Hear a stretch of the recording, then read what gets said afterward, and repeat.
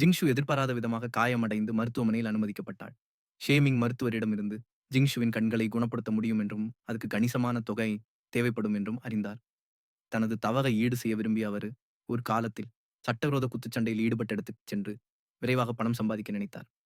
முதலாளி உடனடியாக அவருக்கு பணம் கொடுக்க ஒப்புக்கொண்டார். ஆனால் இந்த முறை போட்டி சற்று வித்தியாசமானது. முதலாளி அவருக்கு ஒரு புதிய அடையாளத்தை வழங்கி, தாய்லாந்தில் போட்டியிட ஏற்பாடு செய்தார்.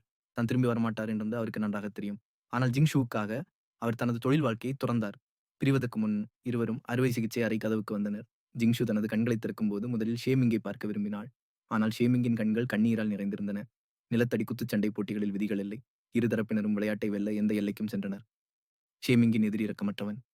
அவன் ஒவ்வொரு முறை ஒரு விளையாட்டை வெல்லும் போதும் ஒரு குத்துச்சண்டை வீரர் இறந்து விடுவார். மக்கள் அவனை மரணம் விளைவிக்கும் மொட்டைத்தலை என்று அழைத்தனர்.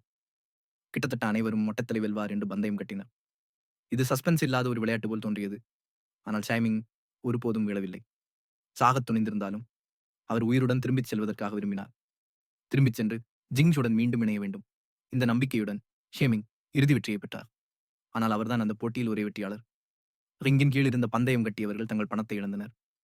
சிலர் பழிவாங்க அவர் மீது தாக்குதல் நடத்தினர். ஜிங்ஷுவின் மறுவாழ்வு ஒருபடி பின்தங்கிவிட்டது. அவர் வருத்தத்தில் இருந்தாலும் அவருக்கு எந்த வருத்தமும் இல்லை. மறுபுறம் ஜிஷுவின் அறுவை சிகிச்சை மிகவும் வெற்றிகரமாக இருந்தாலும் அவளது உள்ளம் சற்று மகிழ்ச்சியாக இல்லை. ஏனென்றால் அவளது வாழ்க்கையில் மிக முக்கியமான நபர் ஒருபோதும் தோன்றாதது போல ஒரு தடயமும் இல்லாமல் மறைந்து விட்டார். காவல்துறையினரால் கூட அவரை பற்றிய தகவல்களை கண்டுபிடிக்க முடியவில்லை. அவரை மேலும் விரக்தி அடையச் செய்தது என்னவென்றால், அவளும் ஷேமிங்கும் வாழ்ந்த வீடு இடிக்கப்படவிருந்தது. நினைவுகள் நிறைந்த இந்த இடம் இடிபாடுகளாக மாறவிருந்தது.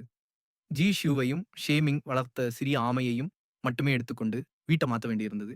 இந்த நேரத்துல ஒரு டெலிவரி மேன் திடீர்னு ஜி ஷியூவும் கண்டுபிடிச்சான்.